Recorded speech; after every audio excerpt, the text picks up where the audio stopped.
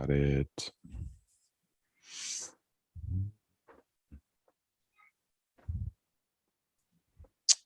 All right, I believe we are live. Good morning, everyone, and a very happy Friday.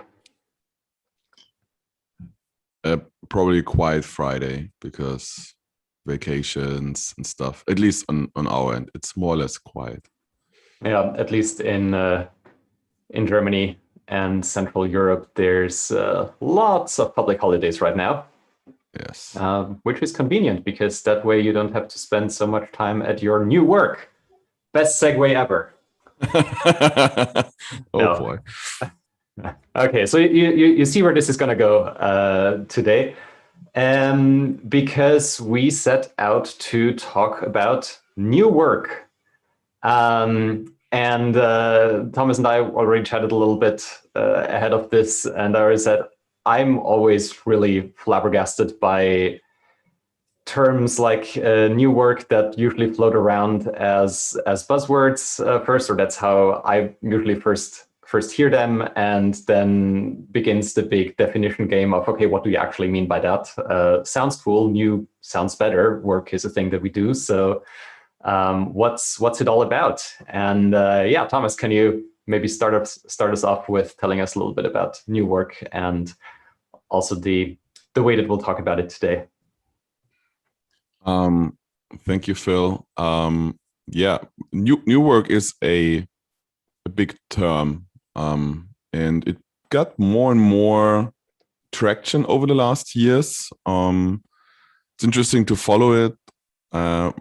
The question is like, what is it actually? And I have the feeling that, yeah, many people understand different things.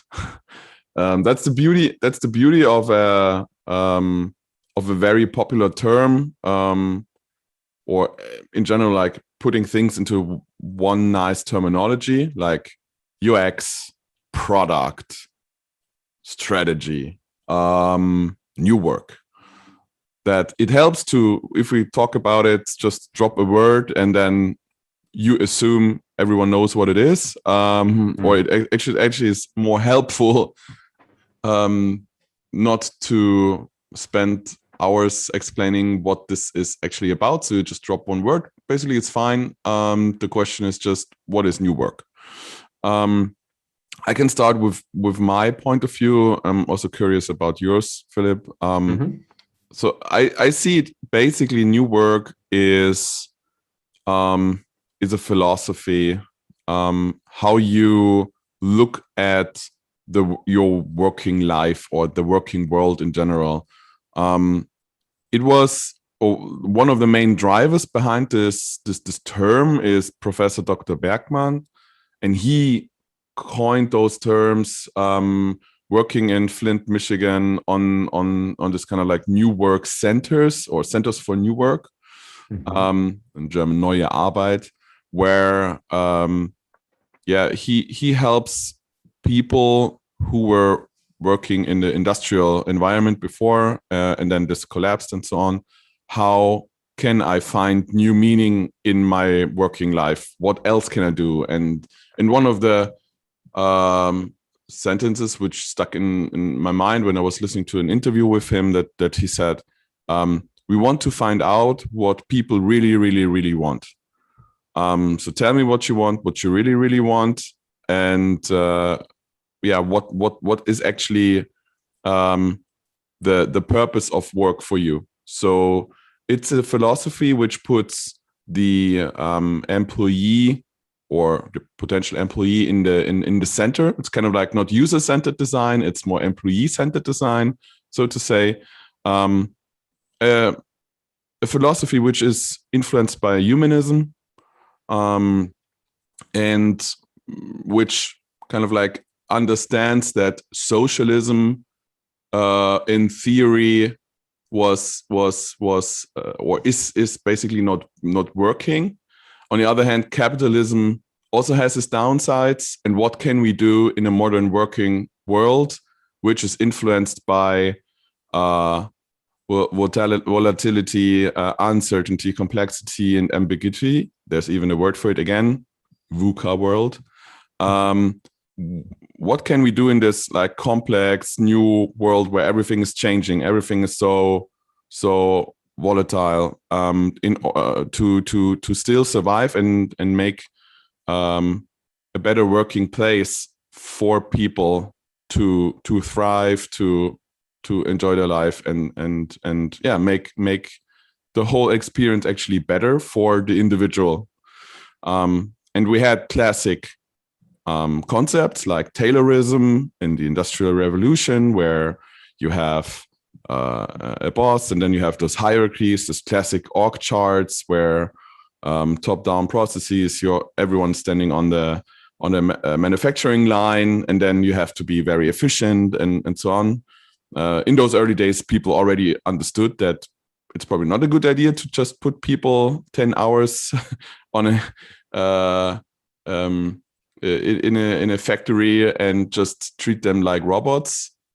So this was, I would say, early learning, but the whole thing got more traction lately, or the last years, with the whole idea about digitalization and people getting replaced by robots in the future. So how will this future of work actually look like? And then having an approach which is more humanistic, more around the individual, actually makes sense.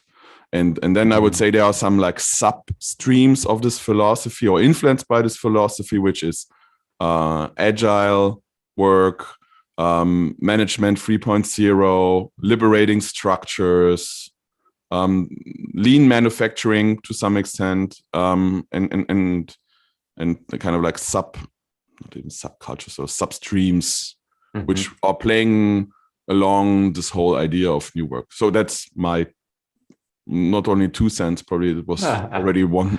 Your $1.50. Yes.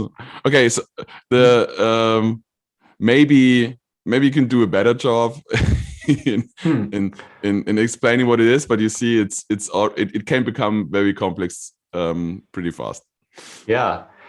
I mean, I did a little bit of reading up on the concepts when we prepared for this conversation, and what I found really interesting is looking at the timeline and then looking back at my own experiences along that timeline, because it's a fairly new concept. It's not like something that started out in the 80s when I was not interested in work yet, for obvious reasons. But it started in the early 2000s, so very much aligned with the post-dot-com crash and then following boom again. And I remember back then with all the cool new players coming up, like Google, maybe first and foremost of all of them, where suddenly this idea that at least I haven't really seen around me before, that work can be more than the thing you do in order to earn money, but that it can also be a fulfilling part of your life because you spend so much time in it anyway. That I think is the core of the new work philosophy, which of course since then has been both used and abused quite a bit. So companies that appeared very, very mission and purpose driven, or communicated very much in that way, then turned out to maybe not be quite as purpose driven. I mean, Facebook talked a great deal about connecting the world and so forth, and they certainly did that, but it had some side effects that they either didn't anticipate or didn't care about enough.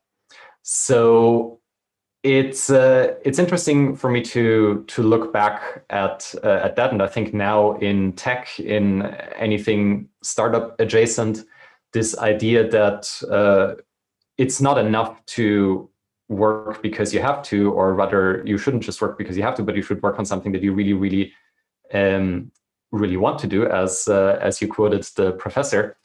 That I think has really become the norm.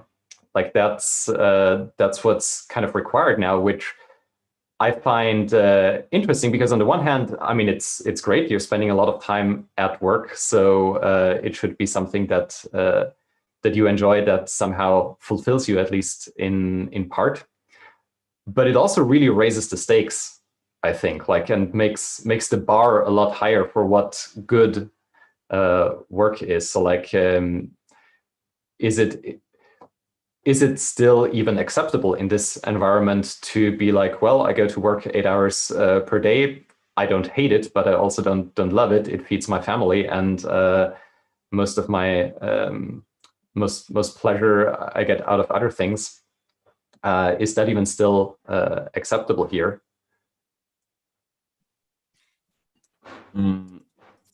What I was just thinking is actually, who is responsible for new work then? Is it something which comes more from the employee? So does the employee has to do something, or is it more that companies, or what does it mean companies? HR, is it a responsibility of the HR department to drive initiatives here? Is it the responsibility of the people manager? I've seen this term in the last couple of years getting pushed more by HR departments. But like you said, that's probably a good point. Why do you push it? Because from an employee's perspective, the new work idea is great, right? So it puts you in the center, and in times where we have a war for talent, it's super important to listen to the employees and try to make and actually adapt to them. It's not like in the old times where you as a company say like, well, who wants to work for me? And then you come, I'm not sure if I want to have you, and I'm not sure if I want to have you. It's way around, especially in the digital sector. Like, look at developers, or finding a really, really good developer is hard and takes time. The question is like, what do I do then? Maybe I need to be different than the others. So new work became a differentiator compared to other companies. And I believe the whole idea behind, for example, remote work, kind of like giving you more freedom to choose where to work from. We adapt to you. You know, this kind of ideas are a part of this initiative, I would say. Where do you see, or do you see like graspable examples of new work you have experienced in your work or around you? Yeah, well, I think one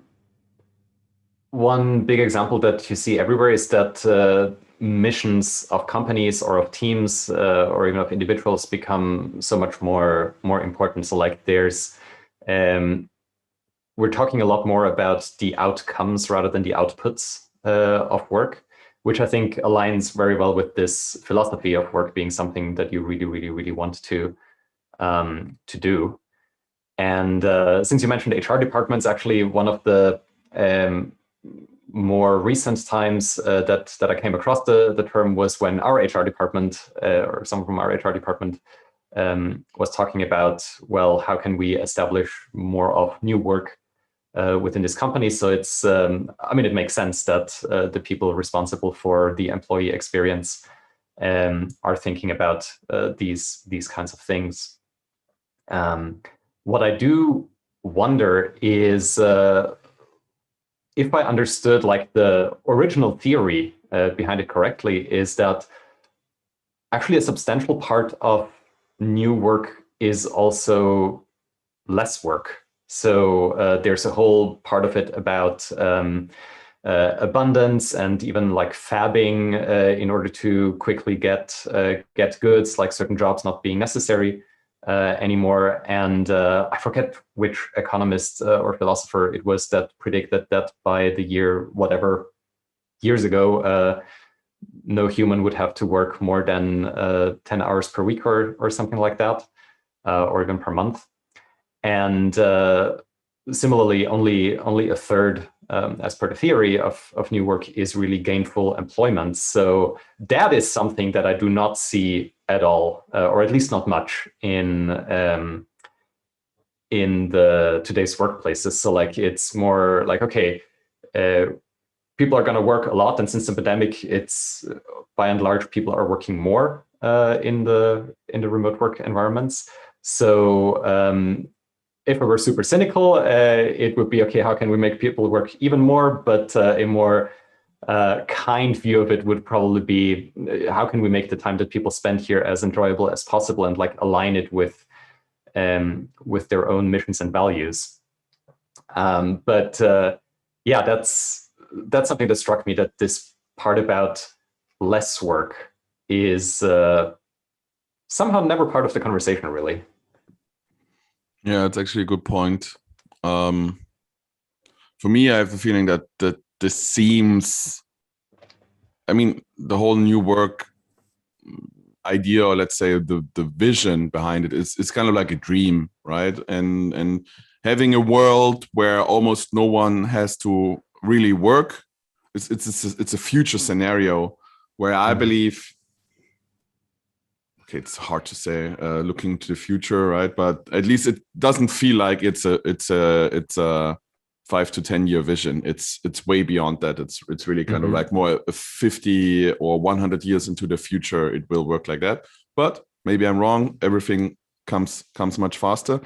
But what I just see is, that humans are very great also in making up work and making up problems and trying to fix them. So even if you don't have work, or like actual work, or only for 20% of people, we will probably find ways to create centers and roles for people who manage people having not much work or things. So we are actually pretty great in keeping us busy. So I'm not worried about that so much.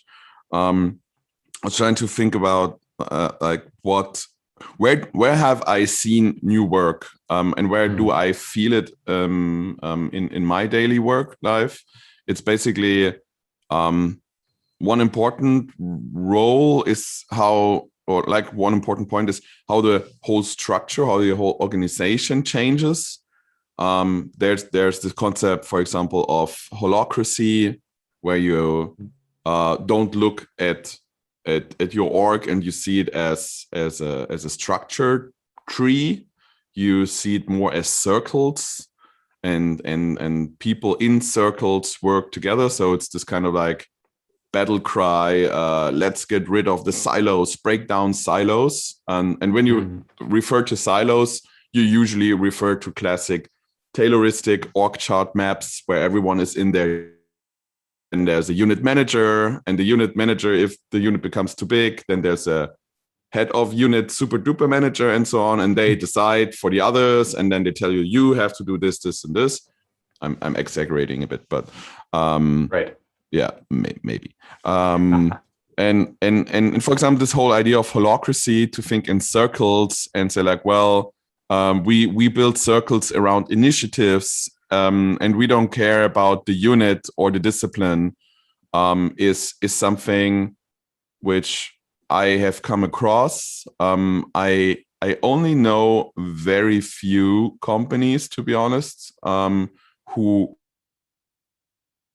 don't have classic org structures. Maybe it's because of HR tools like Workday and so on. They have classic org maps already baked in, so maybe they should change the feature to display circles.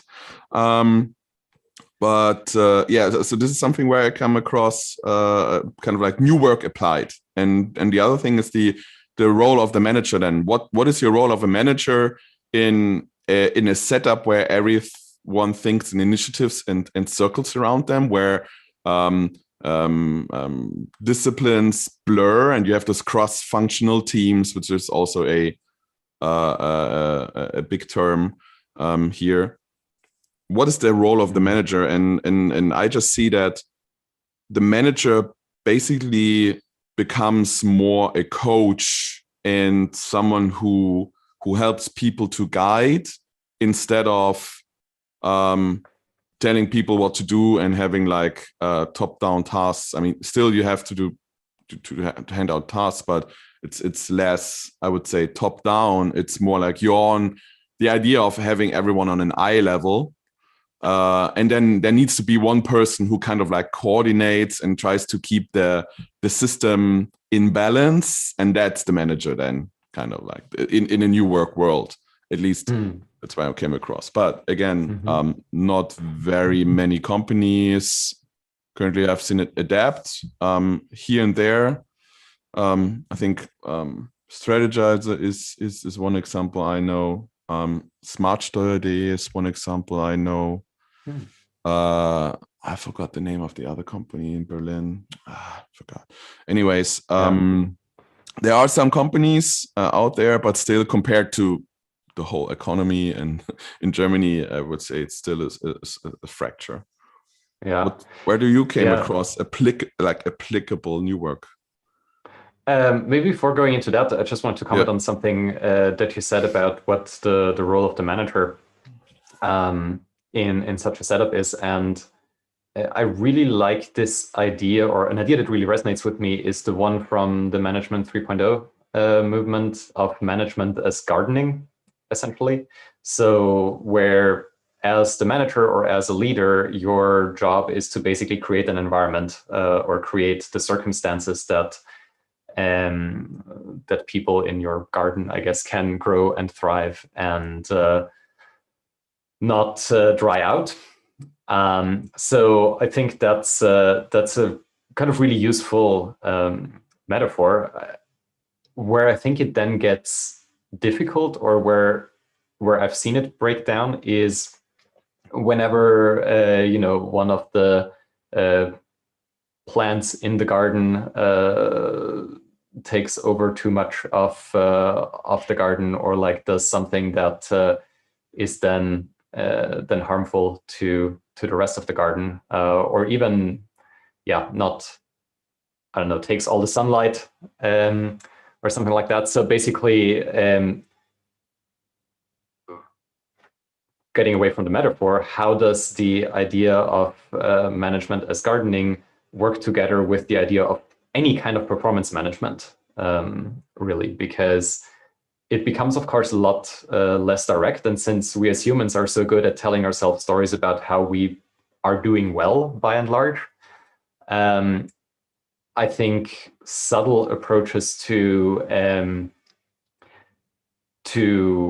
making people aware of performance issues might work, and if they work, they work fairly quickly. But if they don't work quickly, then they probably never will, because those stories are so strong within us. So that's where then I see where I just see people reverting very easily to old ways or other ways, because okay, we're now more in some kind of emergency mode and need to do something, and need somehow then we shift the mode to now action is required, and it's not this indirect creating circumstances anymore, but like, okay, be a leader, do something. Yeah. But just looking at the time and trying to start to wrap it up, or actually come to an end. What I was thinking about is actually, it seems to me that employees, people being part of the company, they like this idea of new work. I mean, how can you object? And I did a quick experiment a couple of weeks ago where I actually wanted to have a discussion round of people who are more on a like a debate, actually, on a pro side, like, yeah, I like new work and this is great. And then I tried to find people who want to go to the opposite side and say, like, no, new work is not good, and I see this very critical. I couldn't find someone. Which is interesting. So it seemed to me that no one really objects new work from an employee perspective, also not from a company perspective, because, well, if you are acting according, or not acting, but having the new work idea in mind, like having liberating structures, putting the employee in the focus, giving them more freedom, being more kind of like a gardener, and all this kind of ideas is great. But why don't we see it much more often? This is actually a question back to you, Philipp. What do you believe is the reason why not everyone is working in a perfect new work world where everyone is like on eye level with his boss? The boss is more like a gardener, less top-down hierarchies, blah blah blah blah blah. Yeah. So the best theory that I can offer, other than just general, inertia, is that every problem that we see with work or anything else is somehow also a solution. I don't know where I heard this phrase recently, but it really resonated with me. Like, every problem is also a solution. Like, every problem that we have is something that has been created in response to some other problem, and is a solution to that problem. So, direct management is a solution to, for example, aligning performance. Silos are a solution to information overload, and so forth. So, like, all of these things aren't there because we never thought about it, but there's reasons for it, and it's also the things that we are used to. So, which, yeah, it's much harder to dive into something new than to just stick with what we know, especially when looking out into the future. We can already see, oh, okay, this will change this and that aspect into something uncertain. So that's not really an entire. I don't think that's really the active thought process when going through these things. But yeah, I think quite what I could imagine happens quite often is that some of these methods are being tried, and then maybe a part of it works and a part of it doesn't, and usually the new thing has to prove 10 times better than the old thing in order to actually replace it. And maybe that just isn't there yet, maybe because of imperfect circumstances, maybe because we live in such a connected world that in general, through the way that it evolved, is very much in tune with the old system or the combination of old systems. So the new system like bounces against the edges in every corner. So, which I think makes it so hard to like do this within a department inside a company that otherwise works differently. And yeah, I see the ball there really being with startups. Of course, though, we also have seen that even like super innovative at the time in terms of work environment startups, like back then Google, revert to much more classical structures over time again. So it's also a question of context, I think. It was a much longer answer than I thought it would be. No, it's tricky. No, my point of view is actually, I agree with you. And the thing is that if you are a smaller company, like let's start a company with like 5 people, and then we sit on the table and say, okay, we are all on a one eye level. Let's work in a circle. What does everyone want? You want this, you want this. Okay, let's try to figure out how we 5 people can get along. I see it much more difficult if you are a company with 30 or 50 people already. How can I keep those people all aligned and really try to focus on what every individual really wants? As soon as you have a certain company size, the individual companies tend to overlook the individual. I mean, they just you just can't. And if you're working on an enterprise level, it's also super hard if you have like 5,000, 10,000 employees. Like, look at Google. I mean, how can you maintain this big ship. So I would say size is one problem. But even if you are in a smaller size company, and I have to remember a chat with a friend of mine, Patrick Hösel, he said, we want to be new work. We want to apply things like that. But then there's the barrier of legal and the finance system in Germany.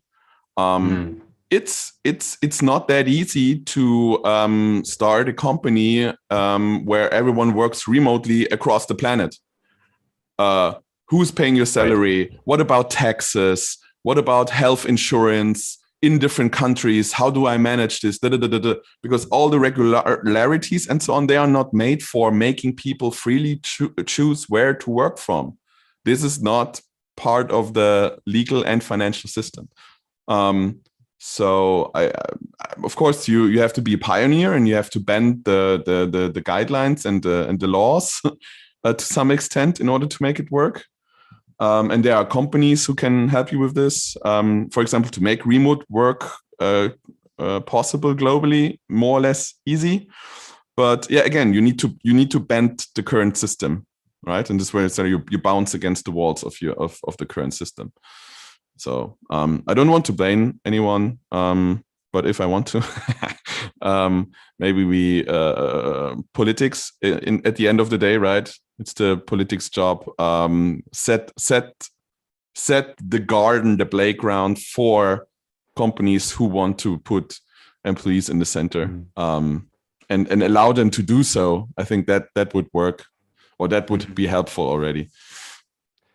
Yeah, it's funny that you mention politics and nation states, because I mean, I think to some extent they have the same problem at that level that we also have, for example, when wanting to implement new work stuff in a department, that they operate in an environment where not everyone is playing along. And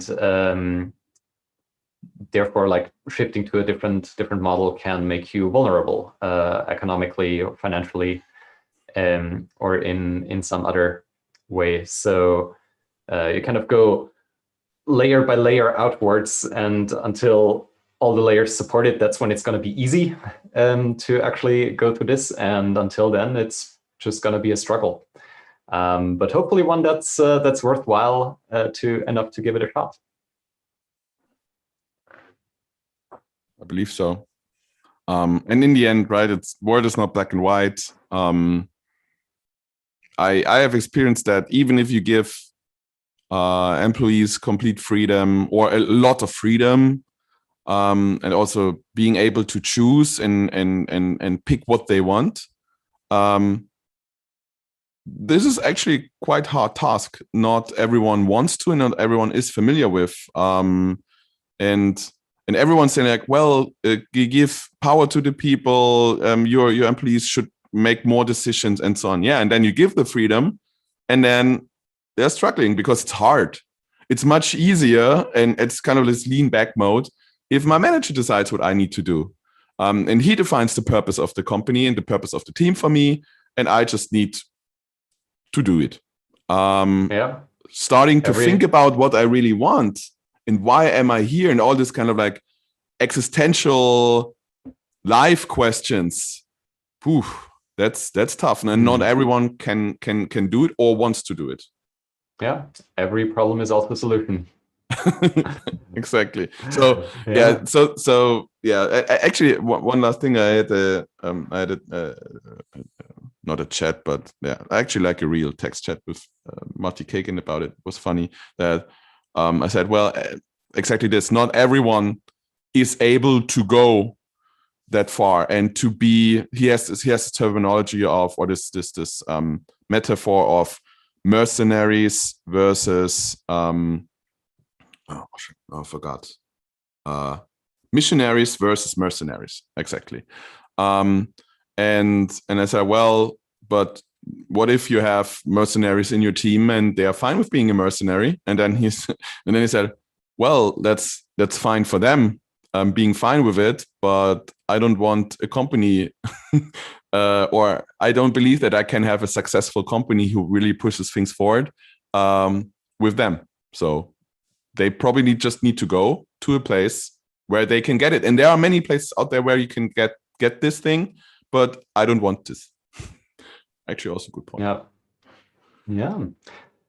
Okay. I think those are our closing words for today then. Nice. Well, thank you all so much for tuning in.